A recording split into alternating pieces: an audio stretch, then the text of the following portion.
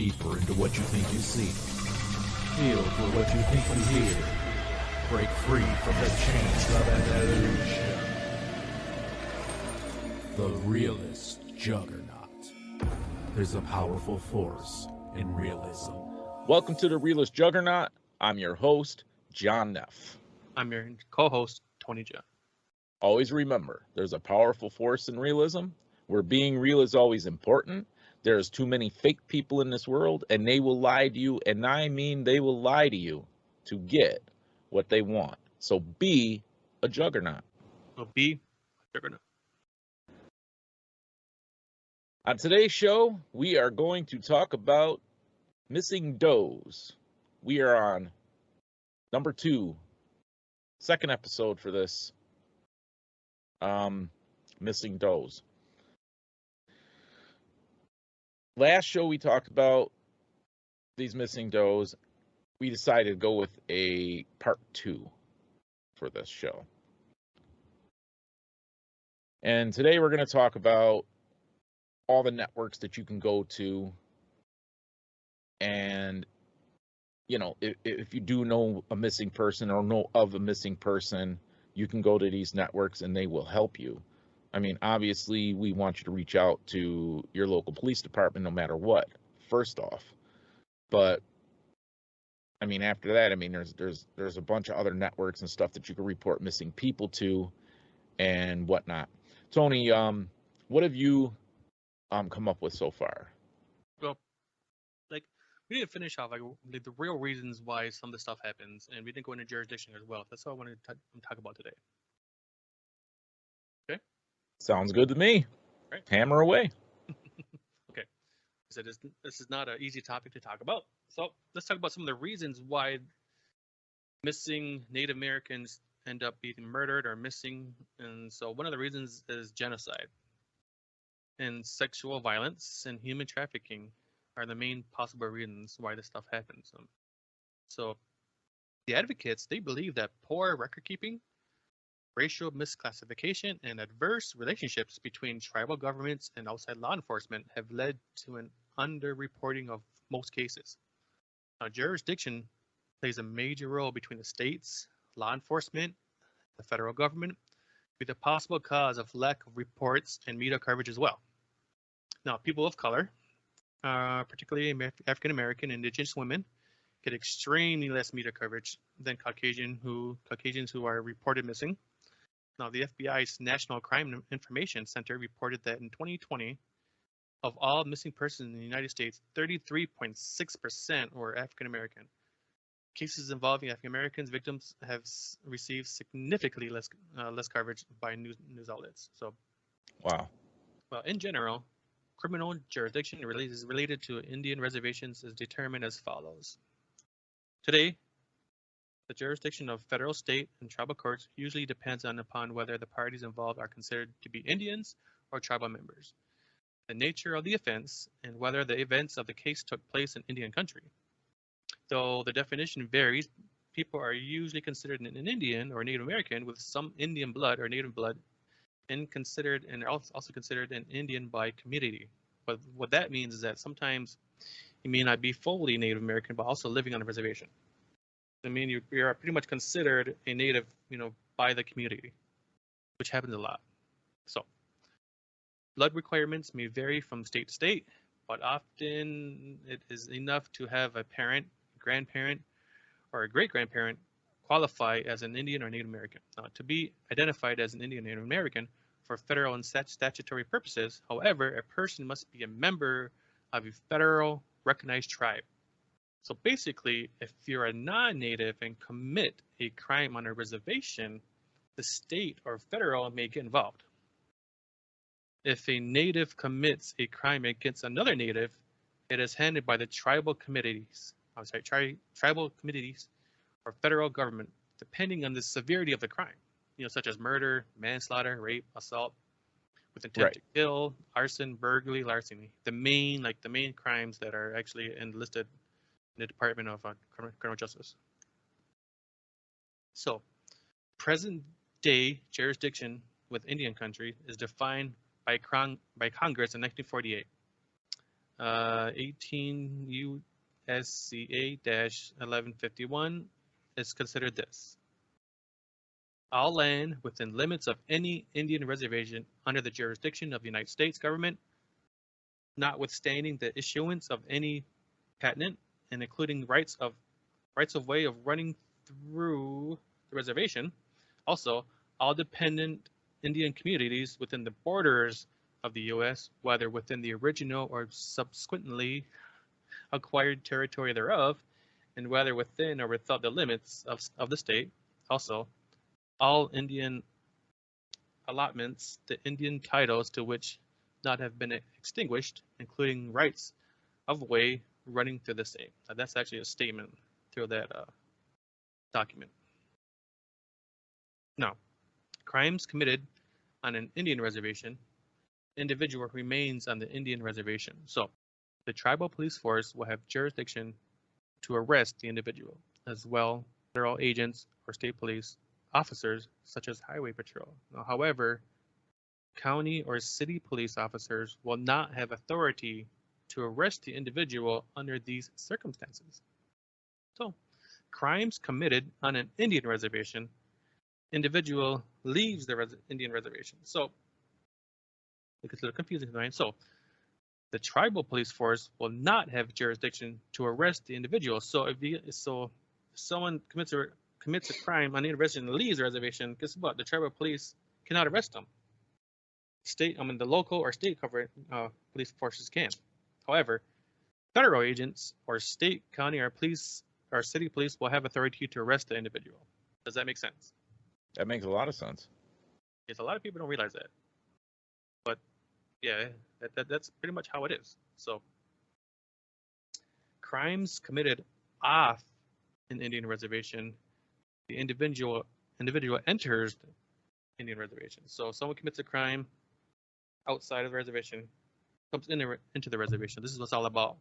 So, the tribal police force, as well as federal agents and state, county, and city police, will have authority to arrest the individual. For example, assume an individual is driving while intoxicated on the road outside of the Indian reservation, drunk as fuck. So the county sheriff observes erratic driving behavior, that he believes that may indicate the person's intoxicated, weaving in and out of the lines and stuff, crossing over the yellow lines, whatever. So therefore, the county sheriff begins to pursue the individual. The individual drives into an Indian reservation. This happens a lot. So where the county sheriff continues to pursue until the individual pulls over. Since the county sheriff observed the activity, illegal behavior, while the individual was outside of the Indian reservation, the county sheriff has the authority to pursue the individual into the Indian reservation. And if the facts prove out that the person was intoxicated, they will make an arrest on the Indian reservation for DUI. Does that make any sense? Yes. So the allowed extension of the jurisdiction of local law enforcement, as noted in this example, is to prevent a person from intentionally fleeing onto an Indian reservation in an attempt to escape the police. The segment was written by an attorney. So this actually wasn't written by an attorney, because he had a few cases that actually happened. They're like, hey, they have jurisdiction in this part, there's jurisdiction in this part. Right. Okay, does that make any sense to you guys? Yes, it does. Okay. Makes sense, man. All right, so let's get into like the FBI jurisdiction, okay? Right. So, the FBI investigates the most serious crimes in Indian country, such as murder, child, sexual and physical abuse, violent assaults, drug trafficking, public corruption, financial crimes, and Indian gaming violations. Now, more than 150 agents work in these Indian countries matters full-time. Now, the FBI Indian Country Special Jurisdiction Unit, also known as ICSJU, at the FBI headquarters, promotes relationship building and information sharing through its Safe Trials Task Force and a working group. So the ICSJU also provides critical training to Indian country law enforcement in partnership with the Department of Justice and the Bureau of Indian Affairs. So they all working together to try to solve these matters within jurisdiction to jurisdiction. So There are about 574 federally recognized American tribes, Indian tribes in the United States, and the FBI has federal law enforcement responsibly on nearly 200 Indian or Native reservations.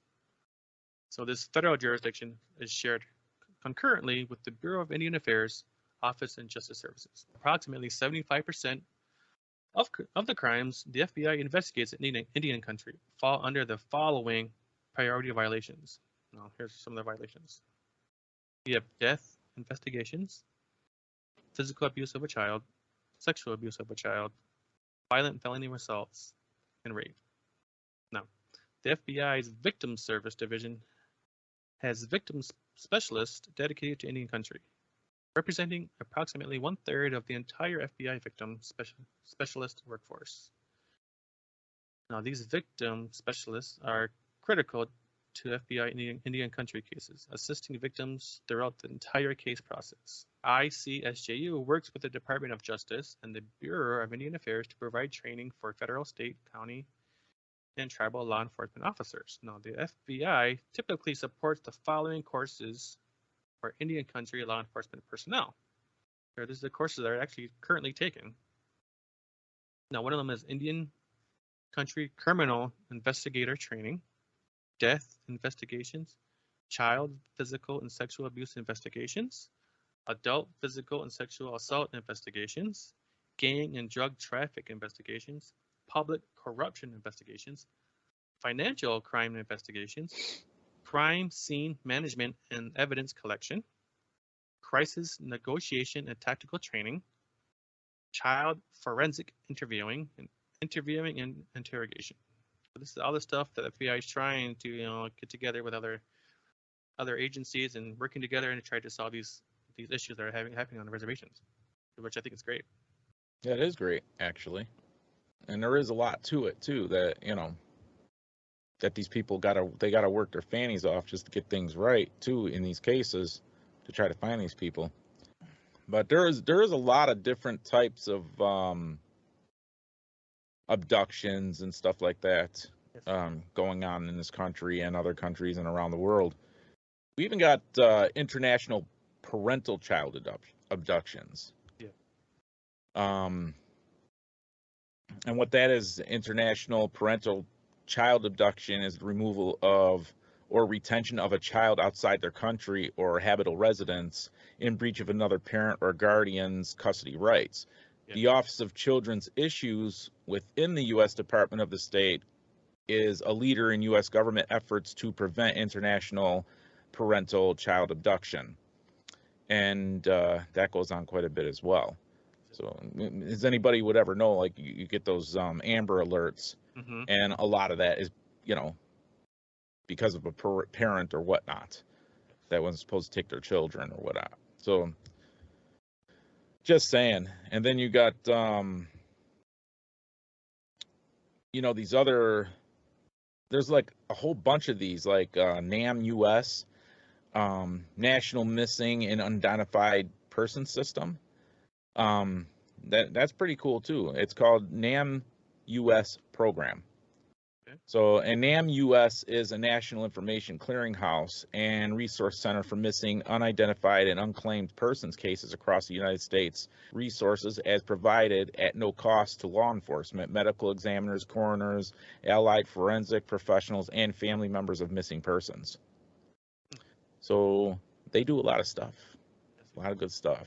So they do got a lot of things out there that can,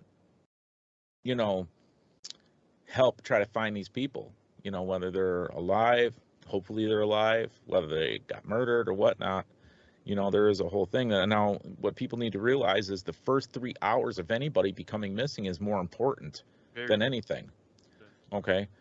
Being prepared can save somebody's life. You know what I'm saying? If you realize that they're missing, the first 3 hours is very important. You got, let's see, like for a child, when your child has gone missing, you may naturally be feeling lost, confused, or isolated, trying to make sense of the situation in order to help recover your child in the midst of such chaos. It is important to remember that time is the enemy recent statistics demonstrate that the importance of pre-planning and initial response immediately after a child goes missing to ensure successful recovery. The first 48 hours following a child's disappearance or a person's disappearance, an adult, a teenager, whatever, are the most critical to make sure that these people get returned home safely. Mm-hmm. So, there's a lot of things, like if you go on to this website, the U.S. Department of Justice Missing Children, they have all kinds of things there. You have the FBI government website, you have the DOE network, you have the Metropolitan Police Department missing persons and whatnot you can call. There's just, in an average, there's tons of help out there. Obviously you got to go to your local police department first, and do whatever, but that I still say, like from the last show, that missing, what is it, for 24 hours or something they have to be missing for before they can do anything. That's got to change. Most of the rules in the United States, yes. I don't think that it's right that people got to wait that long. Listen, I mean, it's like it says, the first 3 hours is important. You know what I'm saying? But then you got local law enforcement that says, oh, well, a person's not missing until 24 hours. Like, come on. Like that's a lot of stress for one person to take, especially if it's your child. Exactly. So I don't know. In the last show we were talking about that, there was no apps out there that help out. There are a few out there, but the one that really caught my eye, it is called the DI app. DEYE app. Okay. All right, go on. Yeah. Ironically, this app does a lot.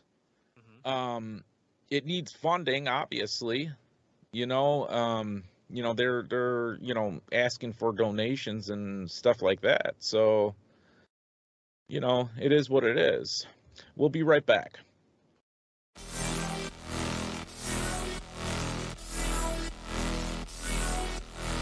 The realist juggernaut.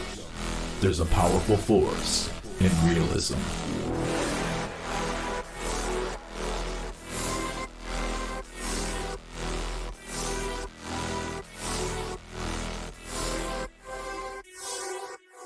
The realist juggernaut. If I were the devil, if I were the devil, if I were the prince of darkness, I'd want to engulf the whole world in darkness. And I'd have a third of its real estate and 4/5 of its population, but I wouldn't be happy until I had seized the ripest apple on the tree. So I'd set about, however necessary, to take over the United States. I'd subvert the churches first. I'd begin with a campaign of whispers. With the wisdom of a serpent, I would whisper to you as I whispered to Eve, do as you please. To the young, I would whisper that the Bible is a myth. I would convince them that man created God instead of the other way around. I would confide that what's bad is good and what's good is square. And the old I would teach to pray after me, Our Father, which art in Washington. And then I'd get organized. I'd educate authors in how to make lurid literature exciting so that anything else would appear dull and uninteresting. I'd threaten TV with dirtier movies and vice versa. I'd peddle narcotics to whom I could. I'd sell alcohol to ladies and gentlemen of distinction. I'd tranquilize the rest with pills. If I were the devil, I'd soon have families at war with themselves, churches at war with themselves, and nations at war with themselves, until each in its turn was consumed. And with promises of higher ratings, I'd have mesmerizing media fanning the flames. If I were the devil, I would encourage schools to refine young intellects, but neglect to discipline emotions. Just let those run wild. Until before you knew it, you'd have to have drug-sniffing dogs and metal detectors at every schoolhouse door. Within a decade, I'd have prisons overflowing. I'd have judges promoting pornography, Soon I could evict God from the courthouse, then from the schoolhouse, and then from the houses of Congress. And in his own churches I would substitute psychology for religion and deify science. I would lure priests and pastors into misusing boys and girls and church money. If I were the devil, I'd make the symbol of Easter an egg and the symbol of Christmas a bottle. If I were the devil, I'd take from those who have and give to those who want it until I had killed the incentive of the ambitious. And what'll you bet? I couldn't get whole states to promote gambling as the way to get rich. I would caution against extremes in hard work, in patriotism, in moral conduct. I would convince the young that marriage is old-fashioned, that swinging is more fun, that what you see on TV is the way to be. And thus I could undress you in public, and I could lure you into bed with diseases for which there is no cure. In other words, if I were the devil, I'd just keep right on doing what he's doing. Paul Harvey. Good day. The realest juggernaut. Welcome back. So, where do we leave off? We were talking about the DI app. Yes. Finding the missing. This app looks pretty awesome.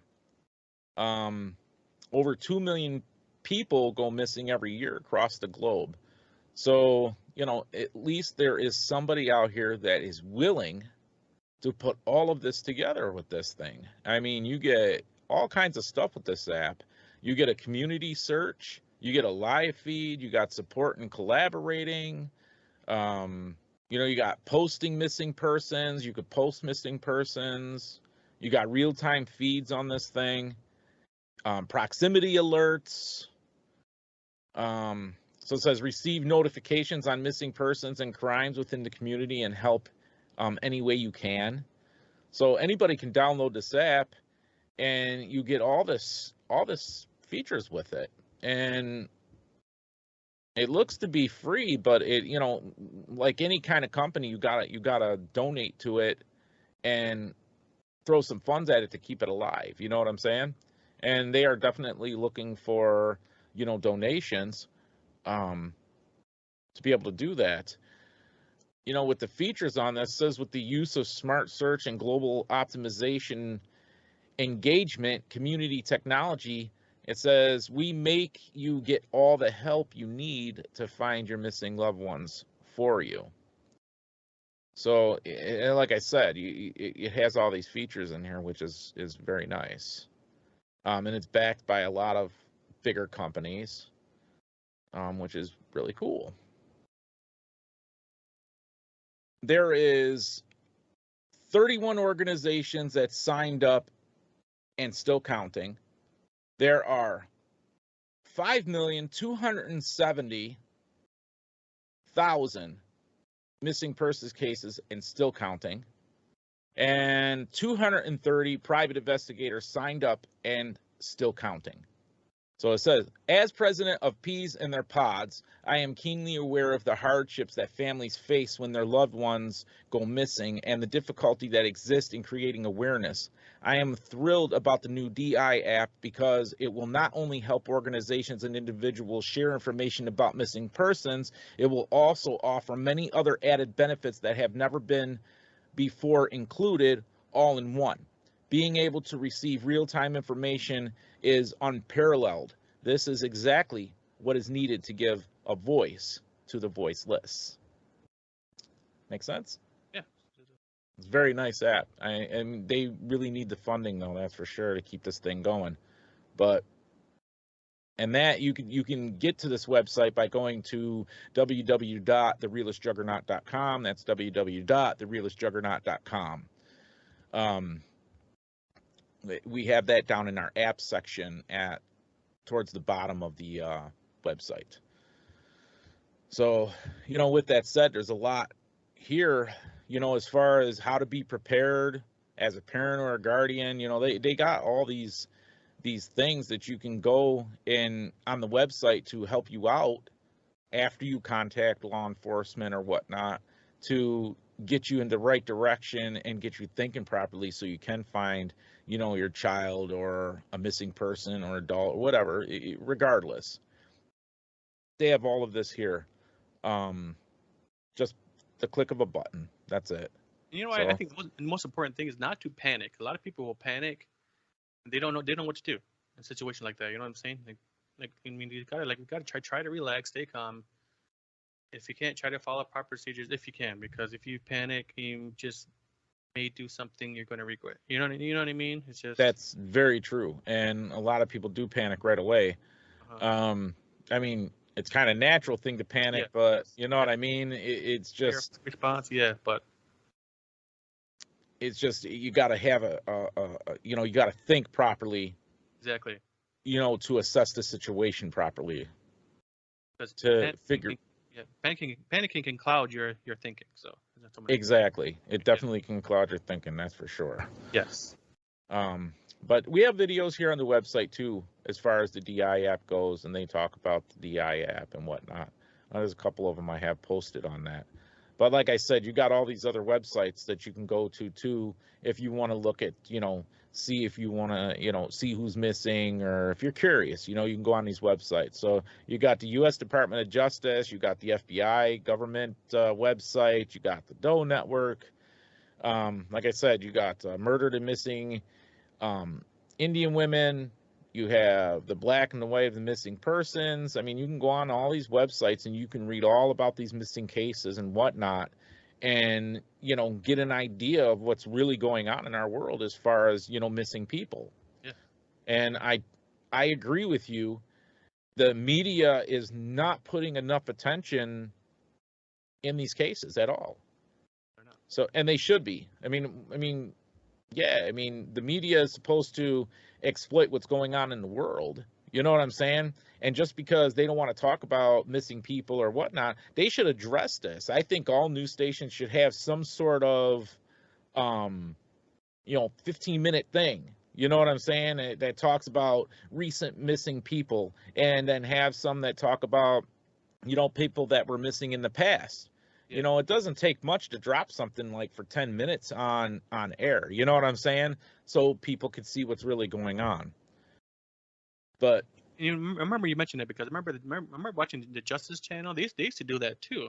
They used to bring on missing persons every now and then on their channel only. And not only if the media would do that, that'd be great, Right. Well, you remember the missing persons on the back of the milk carton, right? Yeah, I remember that. Yeah. Yeah. Why don't they do that again?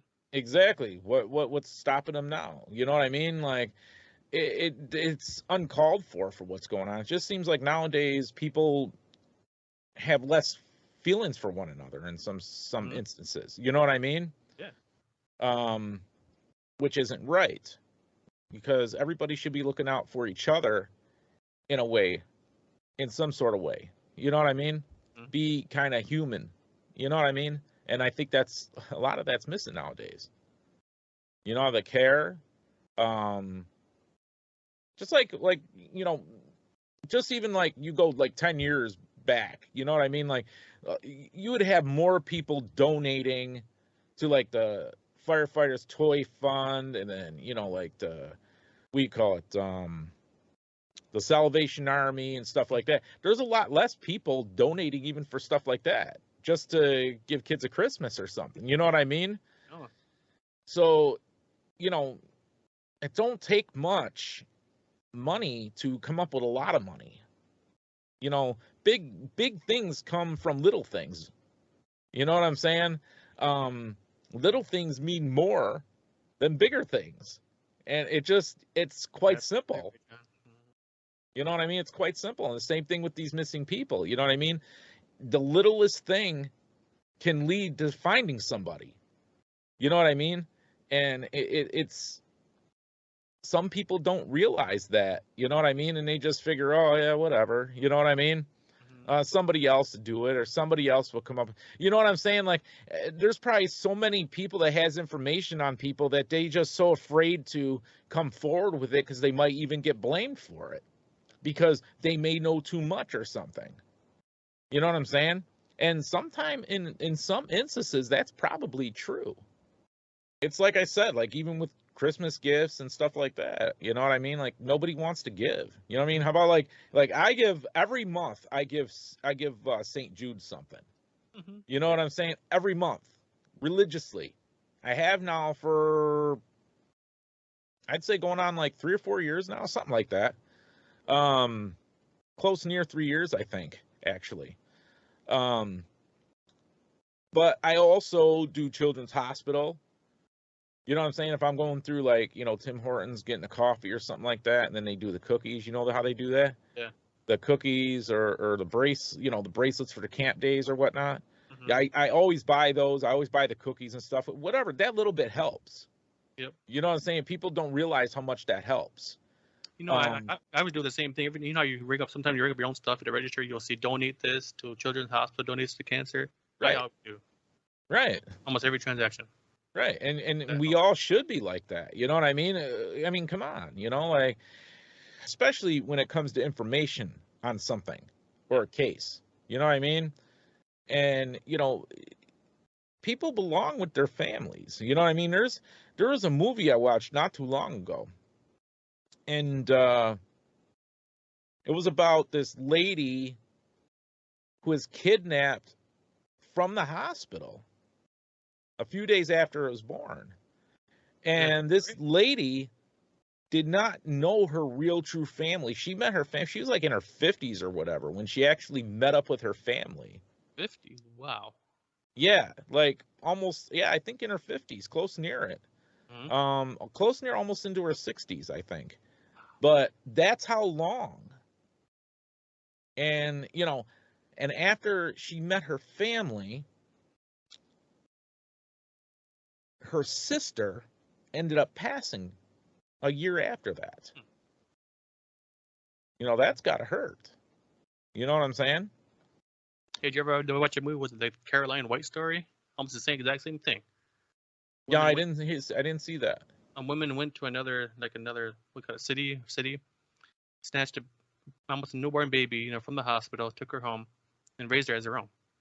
That's sick. And they find that she's the baby or the person grew up when she turned like around 16 and tried to get a driver's license. That's when she finally noticed something was wrong, because her mother couldn't provide proper document. That's really sick. Yeah. And this happens quite a bit too. It's amazing that there are people that actually really do this stuff. You know what I mean? And, you know, then you got the drug cartels that are, you know, definitely stealing people. You know what I mean? Bringing them across to, you know, selling them, putting these people out in the street or on mattresses, Mm-hmm. you know, getting doped up or whatnot just to be sex slaves. Yep. That's sick.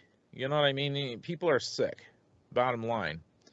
And, you know, it needs to be stopped. You know, we got to figure out something to make it stop. You know what I mean?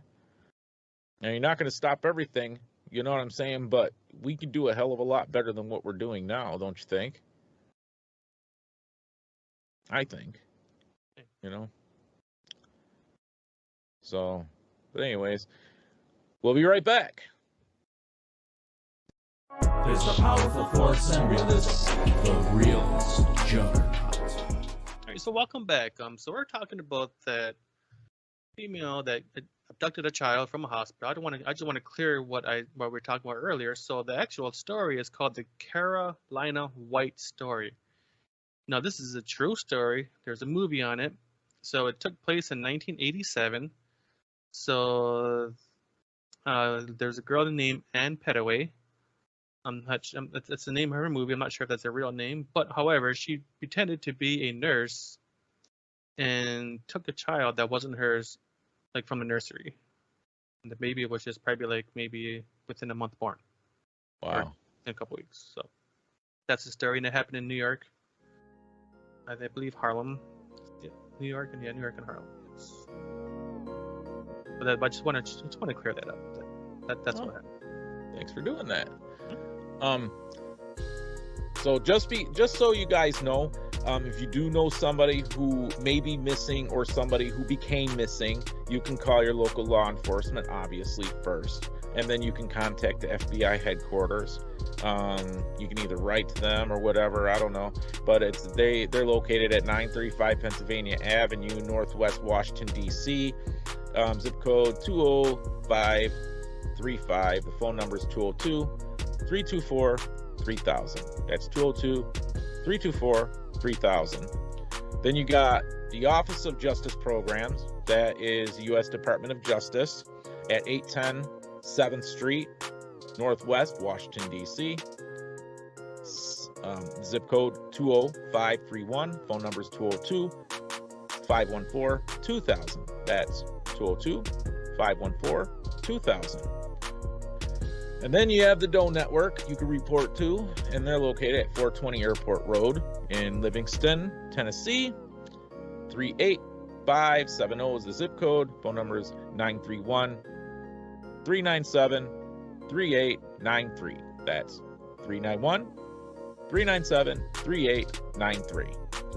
And you can locate everything on our webpage. It'll always be here at www.therealistjuggernaut.com.